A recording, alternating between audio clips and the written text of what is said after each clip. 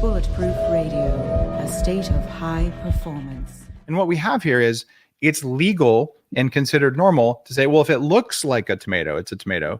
But just because the outer layer looks like a tomato, the inside is completely different based on how it was treated, but we don't have standards or way to tell.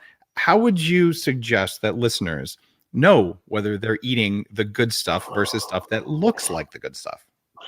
Well, there are ways to sort of ensure a little higher quality nutrient density. One is source your food from the right vendors, right? Yes. Farmers markets, community supportive agriculture, online resources for example, regenerative food. Like Tribe Market has incredible sources of regenerative meat and sustainably harvested or low toxin fish, for example.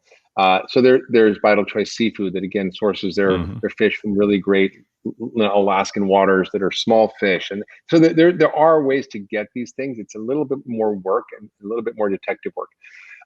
Also, eat weird food. And I go to the farmer's market, I'm like, what is that? I never seen that before. I'm gonna eat some of that bitter melon, or what is that fruit? And I'm sort of always trying to eat weird, strange food, because the more wild, the less commercially raised it is, the more weird it is, the better it is for you. And so I've got on the behind me a whole tray of fruit from Hawaii, and I stuff there I've never eaten before.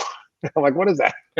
I'll warn you, jackfruit is gross. No matter how much you torture it, it still is not meat when you eat it. The information signal from jackfruit will never be meat. yeah, jackfruit, and there's breadfruit, and there's, I don't even know. There's all kinds of stuff. Breadfruit's awesome, and that stuff feeds your gut.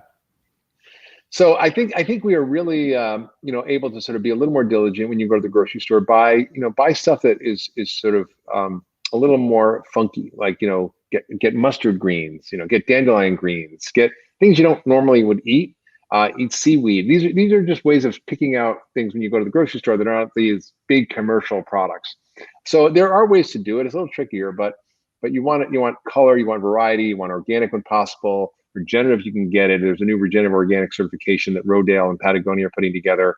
So it's coming. This is coming, and there are more and more farms that are converting to regenerative agriculture. So it's going to take time, but you literally can transform your diet by starting to sort of widen out your palate by exploring different foods. Yeah. I mean, I got these bitter melon greens, which are really wild, and I got the bitter, from the farmer's market. You just don't see that stuff, right?